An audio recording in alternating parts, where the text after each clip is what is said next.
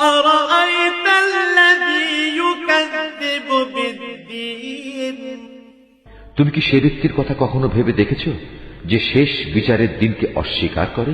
فذلك الذي يدع اليتيم এ তো হচ্ছে সে ব্যক্তি যে নিরীহ এতিমকে গলা ধাক্কা দেয়।